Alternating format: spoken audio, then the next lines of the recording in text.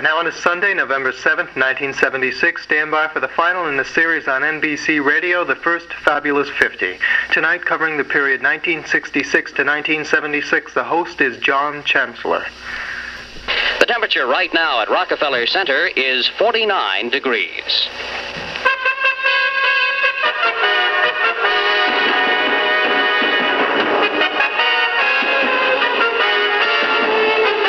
The NBC Radio Network celebrates its first Fabulous 50. Hi-ho, everybody. Good evening, Mr. First Master. Good evening, Mr. North American. All the ships at sea, let's go to press. The only thing we have to fear. Ladies and gentlemen, easy aces. Mr. Allen! We are resolved to destroy Hitler. Henry Aldrich! Mr. Chairman. You were expecting maybe Emperor Shapiro-Hito? Everybody awake! Let the word go forth. Ignition. Liftoff. I have a dream. Hello, Linda. How mortifying. Flow like a butterfly, sting like a bee. Let me make one point clear.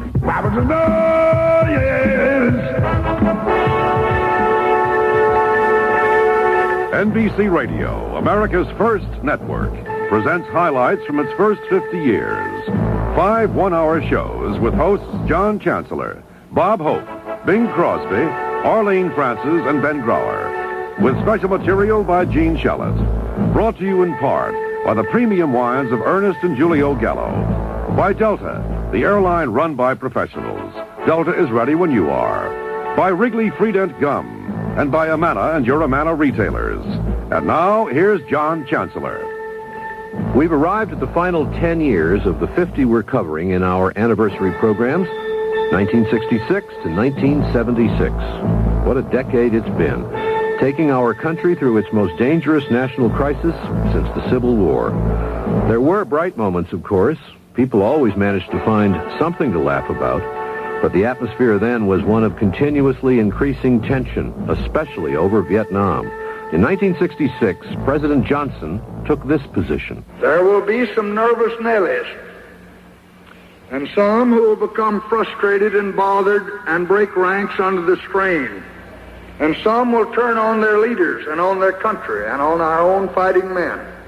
But I have not the slightest doubt that the courage and the dedication and the good sense of the wise American people will ultimately prevail. Among those opposing President Johnson's views was the man who had helped a generation of parents raise some of the children who were now old enough to be sent to war, Dr. Benjamin Spock. We will not acquiesce. We cannot. Our nation can and must stop this irrevocable rush to world war. This policy of American murder and devastation in the name of national honor and pride. Now. Demonstrations against the war were countered by parades and rallies supporting our GIs in Vietnam. And the bitterness grew. No, you're assuming here you know more than the president. No, we're assuming Yes, you are. the president is... You are not. You're not giving them a break. You're not even giving them a fair chance. And that's not being a real American, really. What do we want? When do we want it? No! They should induct the man. They should induct this right now. As far as I'm concerned, this country is in a state of war right now. And all these people protesting what the government does are traitors. They should check that. It's treason. Hang up from the flagpole. When do we want it? No! What do we want? But despite the protests, the war went on. Life went on. In 1967, we worked and played, cheered our favorite teams. The Cardinals won the World Series. Went to the movies.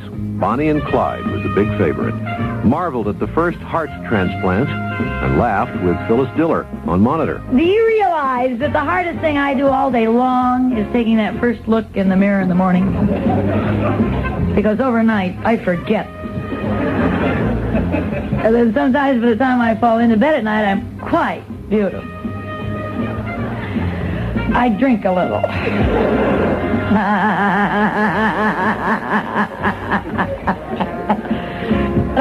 decided the only way to get out of bed every morning with a big smile on your face is to go to bed with a hanger in your mouth. And in Monitor's glass-fronted studio, Johnny Carson was interviewed by host Ed McMahon. You've done so many different things. What are your plans after the Tonight Show? I'm going to go to a movie, and you want to have some dinner? No. I mean after you finish up your current contract some 3 years from now. I wanted to go into the aluminum siding business.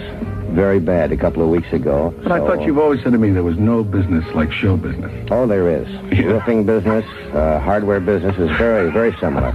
But I like the aluminum siding. Ladies and gentlemen, our guest on Monitor. Is that it? Well, unless you have anything else you want to say. Oh, my golly, I came up here, gave up a whole afternoon to come up here. We have to go right on. We've got good fishing advice waiting in the wings. Oh, is that what follows us?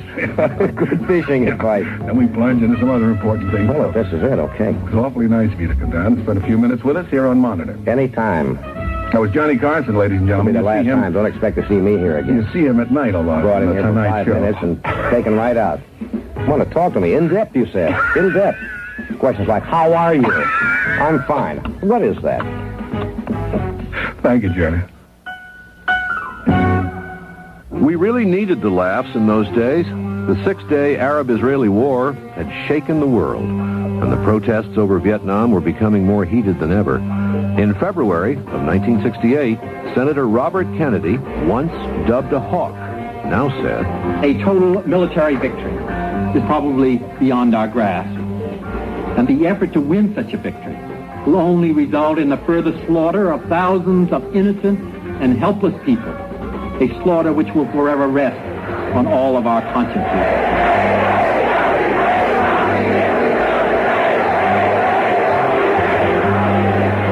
That was a familiar chant in those days. Hey, hey, LBJ, how many kids did you kill today? Then, on March 31st, President Johnson startled the nation with this announcement. I shall not seek, and I will not accept the nomination of my party for another term as your president. And with those words began one of the most traumatic election years in our history. John Chancellor will return with more of the first Fabulous 50 shortly.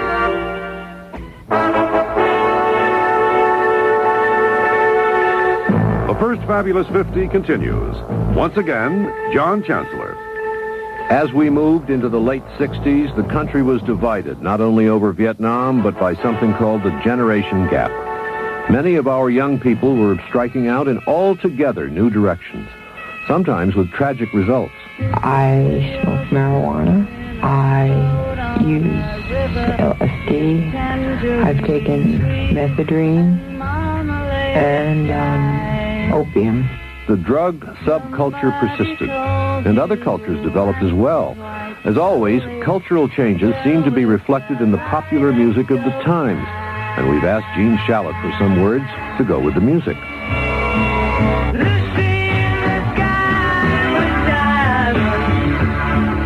John, it wasn't just the words in this particular song that mattered to some members of the younger generation. The initials even held a message for them. Lucy, Sky, Diamonds, LSD. But not all of the new music was about dropping out and copping out. This is the dawning of the age of Aquarius. The Broadway musical Hair evolved out of protests by young people against poverty and bigotry and the Vietnam War. These families, ask them how they feel about your son going to war, fighting, when he can't even get a decent job in America. My father fought in World War II. You know what? He's still a nigger. You know that? He's a veteran, but he's still a nigger. And in their age of Aquarius, many in the younger generation saw an age of freer sexual attitudes. They took their clothes off, and a lot of their parents followed suit, or took off suits. Remember beautiful Anne Bancroft? Not with traditional music. Jesus Christ, who are you and you sacrifice? For some, religion was a challenge, and they challenged right back. Who are you and you sacrifice? Jesus Christ,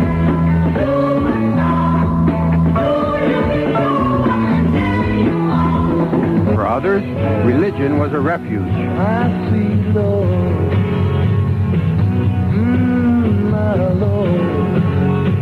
There were those who were called Jesus freaks because they found salvation in him. We were searching through dope. I was shooting a lot of heroin, and we were confused. Then I finally asked Jesus into my heart, and I had no withdrawal from the heroin that I was shooting. And this miracle that was wrought in my body was too much.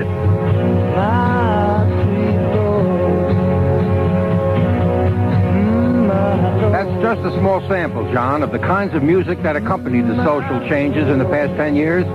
And even many people who didn't approve of the changes enjoyed the music anyhow. That's right, Gene. Gene Shalit, of course. Well, we've already described this decade as being one of the most crisis-ridden in our history. And the struggle by black Americans for their rights was a major part of it. In a quiet moment, Dr. Martin Luther King, Jr. spoke with NBC's Frank McGee. I know that your home has been dynamited and that you have had threats made against your life on many occasions. And I would like to know what your feelings on it are. And if physical death is a price that some must pay, if it's a price that I must pay to free my children and the children of my brothers and sisters and my white brothers from a permanent psychological death, then nothing can be more redemptive.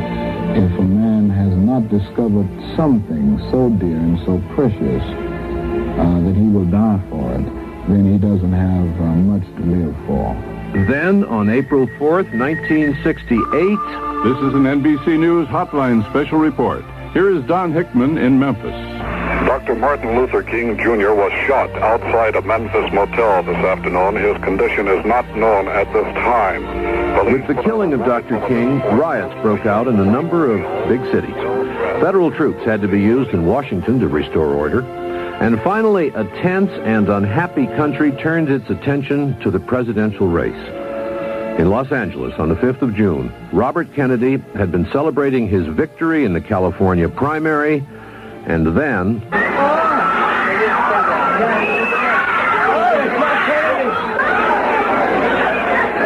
Senator Kennedy has been shot. Blood on the floor. First, President Kennedy, then Dr. King, and now Robert Kennedy. It was almost beyond belief. But the presidential race had to be run, and after a riotous convention week in Chicago, Hubert Humphrey was chosen by the Democrats. His opponent, Richard Nixon. John Chancellor returns with more of NBC's first 50 years shortly.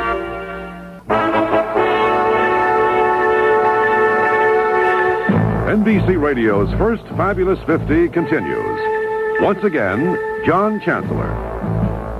The traditional lack of reverence Americans show for politicians, even when they reach the top rung of the ladder, is one of the country's strengths.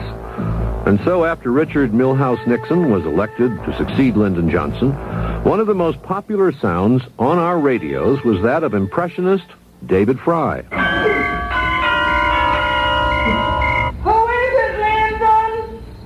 It's Dick and Pat. Oh, it's Pick and Pat.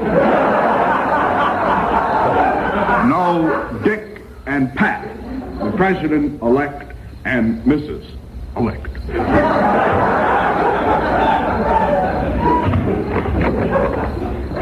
Welcome to the White House. We got the election returns this morning. I got here as fast as I could. All right, I'll give you the tour. Company coming up, Lady Bird. Beautify yourself. The real President Nixon, once he took office, had some very serious problems to contend with. And although he had campaigned on a promise to get us out of Vietnam, he had some second thoughts. What happens in Vietnam halfway around the world,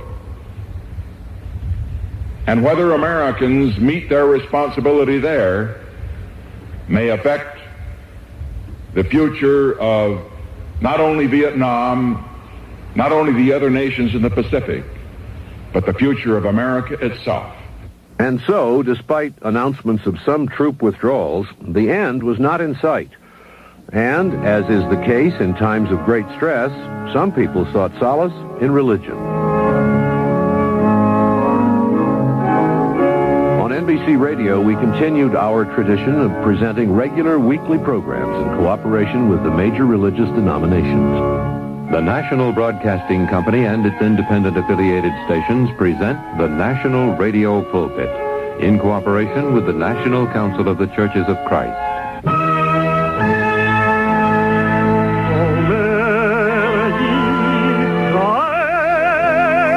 And there was the weekly dramatic show produced with the help of the Jewish Theological Seminary, The Eternal Light.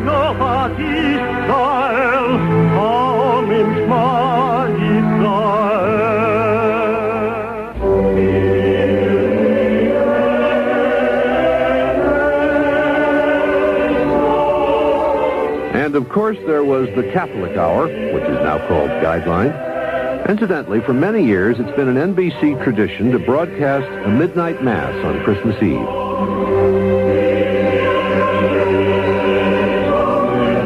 Christmas Eve of 1968 was very special. The Apollo 8 mission orbited the moon and sent this greeting from 250,000 miles away. We are now approaching lunar sunrise, and for all the people back on Earth, the crew of Apollo 8 has a message that we would like to send to you. In the beginning, God created the heaven and the earth. And the earth. Each of the three astronauts, Frank Borman, James Lovell Jr., and William Anders, read a passage from Genesis. And finally, we close with good night, good luck, a Merry Christmas, and God bless all of you on the good earth. Then, just a little over 6 months later, the country, the world, was thrilled by this event. Contact light. Okay, engine stop. APA at a descent.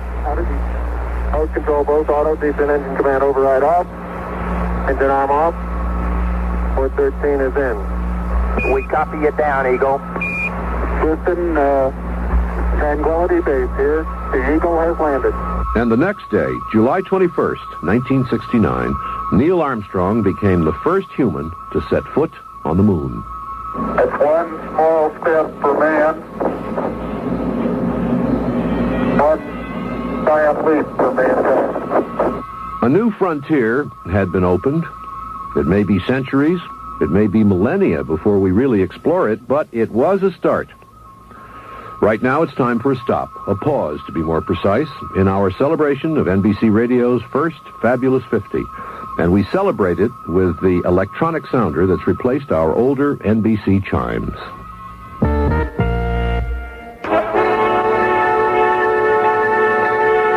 The NBC Radio Network continues celebrating its first Fabulous 50. Brought to you in part by your neighborhood McDonald's restaurant. At McDonald's, we do it all for you. By True Value Hardware Stores.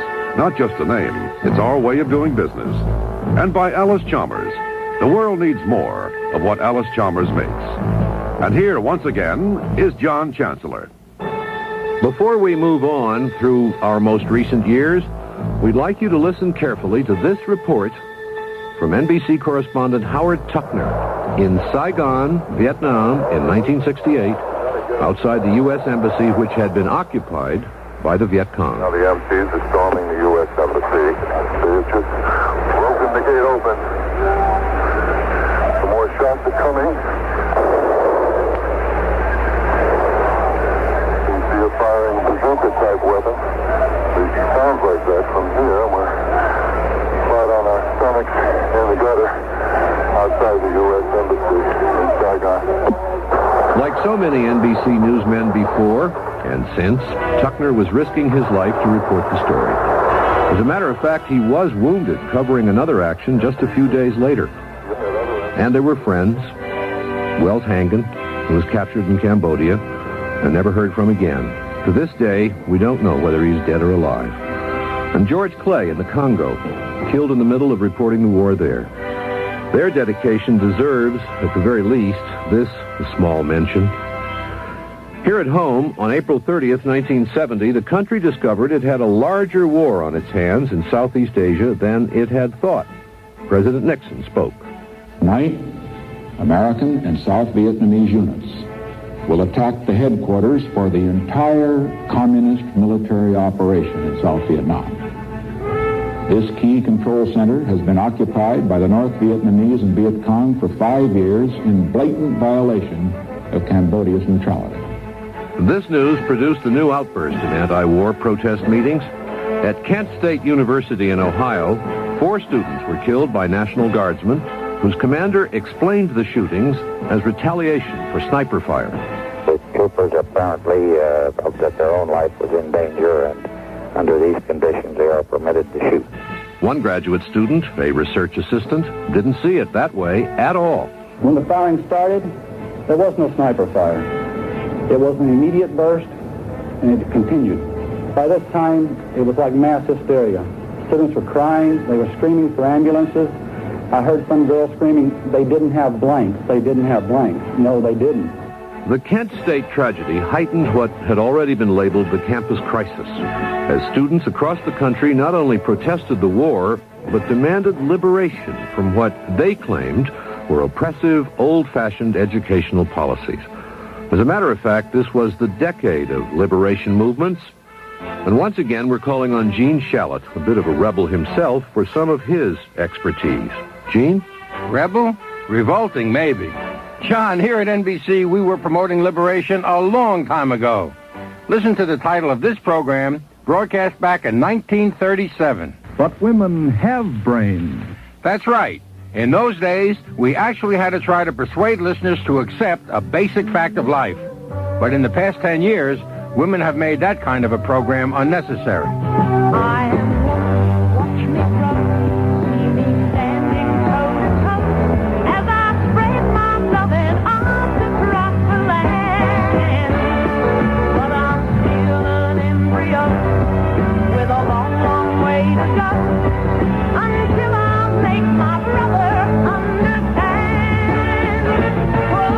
Reddy sang it all in that song, and women's liberation leaders, women like Betty Friedan and Gloria Steinem and Karen DeCrow, have gotten the message across in their own ways, through books, protest marches, pressures on Congress. Women have made gains, but not as fast or as far-reaching as they'd like. Here is Liz Carpenter, co-leader of the drive to get the Equal Rights Amendment ratified at a rally earlier this year. I want to be, and I want other American women to be, in the Constitution of our country. We are not now. Our mothers and our grandmothers were never fully counted into the life of this country. It would have been a better place if they had been. Carpenter hammered home her point, and a lot of people will agree with her. In another kind of liberation movement, a seemingly lighthearted song reveals a difficult truth. Mom and Pop, how do I tell you? I never thought I'd ever find my nerve. Mom and Pop don't want to hurt you. Pain is something you don't deserve. How many times did I lie? How many nights did I cry? There's no other way, I'll just have to come right out and say I'm gay.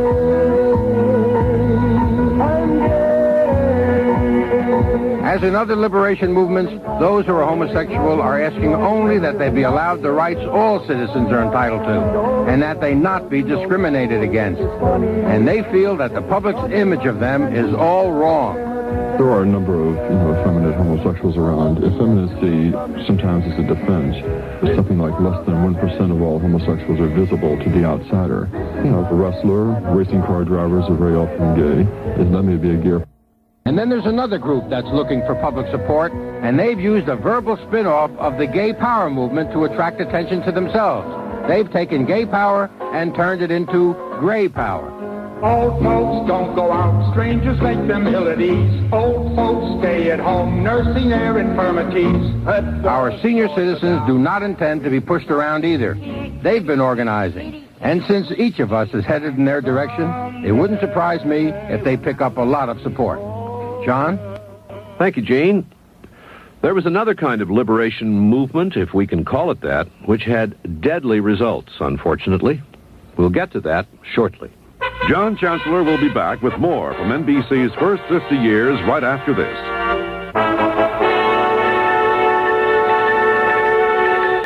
NBC Radio continues the celebration of its first 50 years. Here once again, John Chancellor. As we heard a minute or so ago, demands for an individual's rights became widespread. Not even our prisons were immune from this. Among them was Attica in upstate New York, where, in 1971, prisoners seized guards as hostages. One of the convict leaders rallied his men. I appeal, beseech you all to stand with us, walk with us, die with us if necessary. I hear you. You are all the people.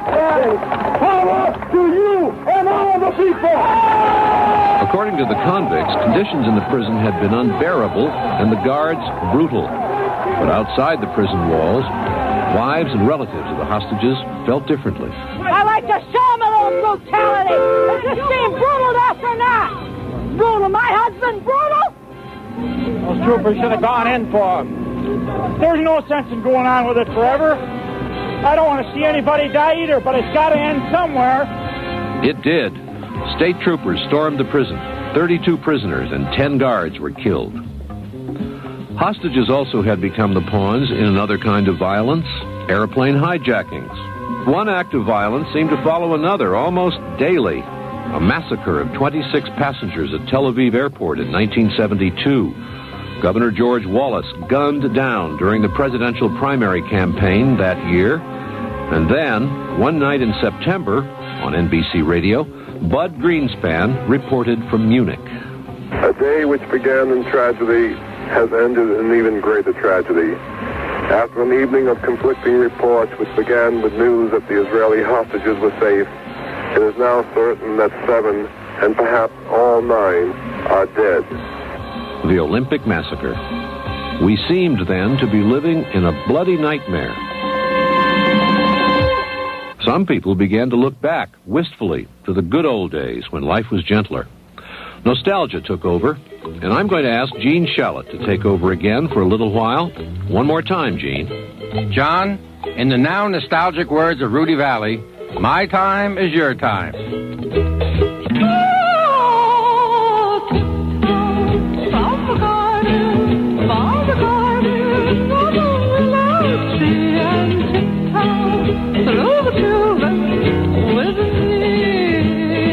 With Tiny Tim as a Pied Piper, we tiptoed back to the pleasant past, mainly back to its music.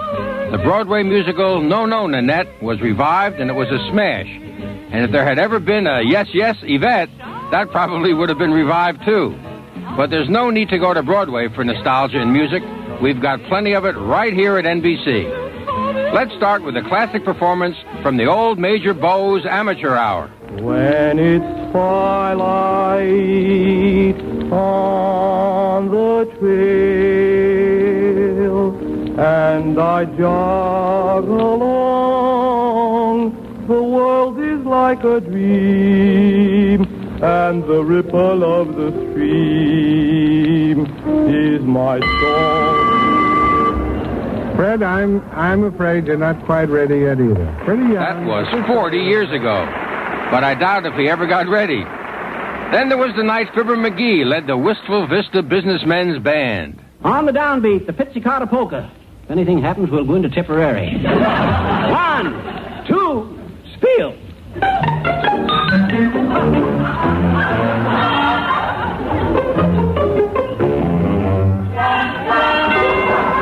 It could be that Fibber McGee inspired another NBC musical talent.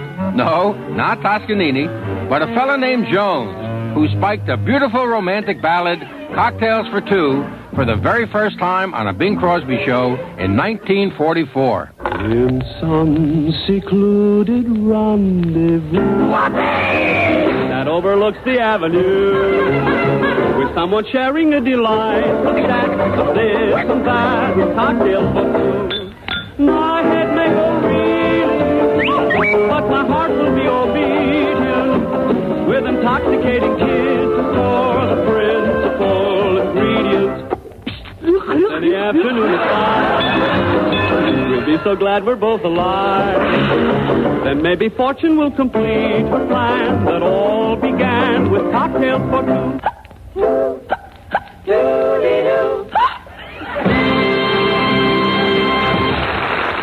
I guess we could say they're not writing songs like that today, but then they don't have to, John. Not as long as there's an NBC musical memory bank to draw from. That's true, Gene Shalit. Thank you. Getting back to the 70s, we find another somewhat unusual performance. A Chinese orchestra in Peking, China, playing Home on the Range.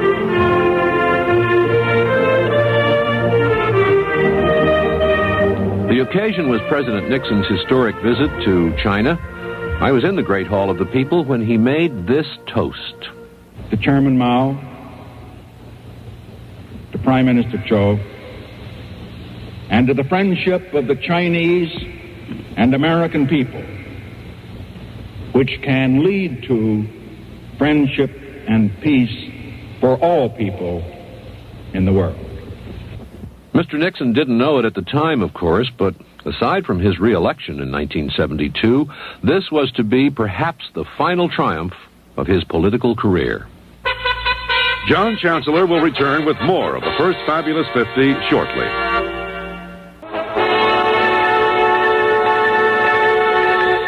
NBC Radio's First Fabulous 50 continues. Once again, John Chancellor. One of the prize-winning radio documentaries in the NBC News Second Sunday series was titled High Crimes and Misdemeanors and began with this dramatization. Question! Question! To the cries of question, the presiding officer put before the Assembly the motion. Shall the executive be removable on impeachments? The roll was called. Massachusetts. No. The framers of our Constitution were deciding on the safeguard without which our democratic form of government might never have survived. And so, in 1787, the stage was set for an incredible chain of events that began in 1972. It was barely noticed at the beginning, just a small item in an hourly newscast on June 18th. 5 men, one a former CIA agent, are being held in Washington after being caught in the act of apparently trying to bug the offices of the Democratic National Committee. 3 of the men are native-born Cubans. There is no indication of why the men sought to... The burglars were convicted, White House aides implicated. And finally, on the 25th of June, 1973, before a Senate investigating committee headed by Senator Sam Ervin, John Dean began to testify. The Watergate matter was an inevitable outgrowth of a climate of excessive concern over the political impact of demonstrators, excessive concern over leaks, an insatiable appetite for political intelligence, all coupled with a do-it-yourself White House staff, regardless of the law. Another aide, Alexander Butterfield, revealed that the president had taped all his conversations in the Oval Office and in the White House, and efforts were made to obtain them. The president tried to carry on with the country's affairs. In August, he appointed Henry Kissinger Secretary of State. The foreign policy of the United States is not a partisan matter, but it concerns the whole nation, that the future of our country transcends any particular administration. In October, Vice President Spiro Agnew, noted for such alliterative allusions to the news media as nattering nabobs of negativism, resigned. After employing 2 non-alliterative words, no contest, in answer to a charge of income tax evasion. He was replaced by Congressman Gerald Ford. On November the 11th, at an Associated Press convention, President Nixon commented on various charges then being made against him. I welcome this kind of examination because people have got to know whether or not their president's a crook. Well, I'm not a crook. I've earned everything I've got. In the meantime, attempts to get the presidential tapes continued. We'd had the generation gap, the credibility gap, and now we had the 18.5-minute tape gap. Month by month, the evidence against the president accumulated, and finally, a House subcommittee on impeachment headed by Congressman Peter Rodino voted on July 27, 1974. Clerk will report. 27 members have voted aye.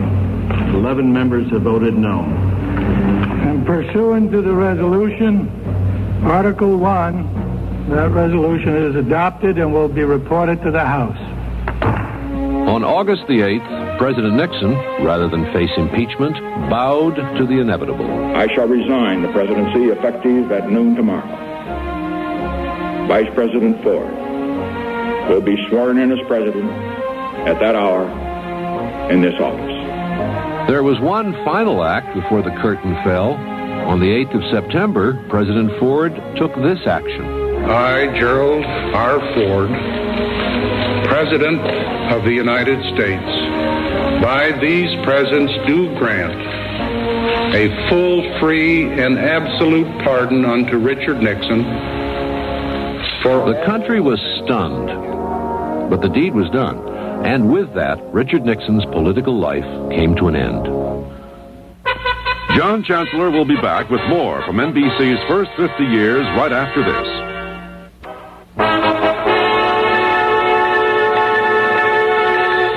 The first Fabulous 50 continues. Here's John Chancellor. As we approached the close of NBC Radio's first 50 years, we found a world eager for news. We've gone all out to provide it. Kurt Gowdy was on hand when Henry Aaron broke Babe Ruth's all-time home run record. Aaron in his earlier days used to hit more to right center than the left. There's a long drive. Balls it deep. It is good. He did it. Jim Laurie, NBC News in Saigon, was the first to broadcast the surrender that ended the 30 years of war in Vietnam. General Min called on all South Vietnamese troops to lay down their arms and remain in place. He announced a unilateral ceasefire and an unconditional surrender. When the controversial supersonic plane, the Concorde, made its first commercial flight to this country, NBC newsman Steve Porter was there in the cockpit talking to the pilot. Captain, right about now we are going twice the speed of sound. We just reached twice the speed of sound at this time. What altitude are we at right now? We're just reaching flight level of 50,000 feet. What is your... And when the U.S. space program reached a new milestone this year, Dan Blackburn at the Jet Propulsion Laboratories gave us the news. There is a delay between the landing and confirmation because of the vast gulf of miles lying between Mars and Earth, and so it takes 19 minutes to find out whether or not indeed the lander is on the surface of the red planet. Those 19 minutes have just about... There, you can probably hear the cheers. Touchdown is confirmed. The Viking has landed on Mars.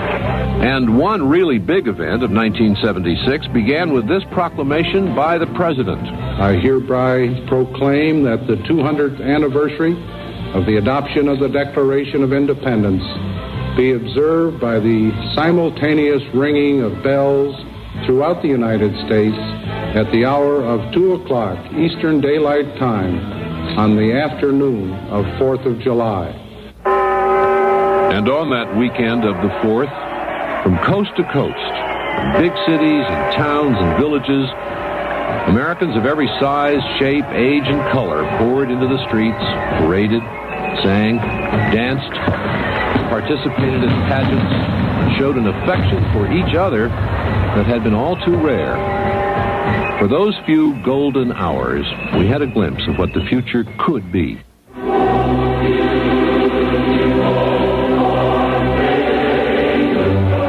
Well, we've elected the man who will lead us for the next 4 years, and he has told us...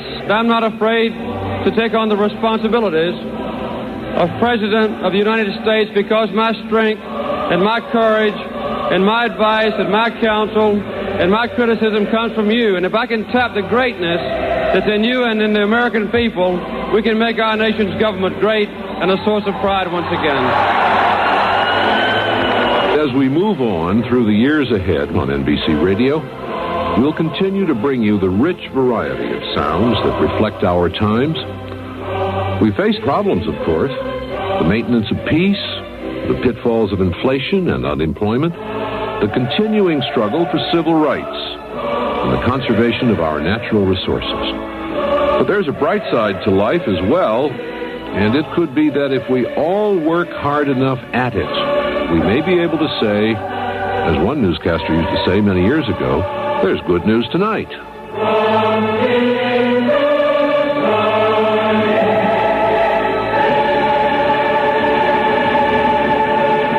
John Chancellor, NBC News.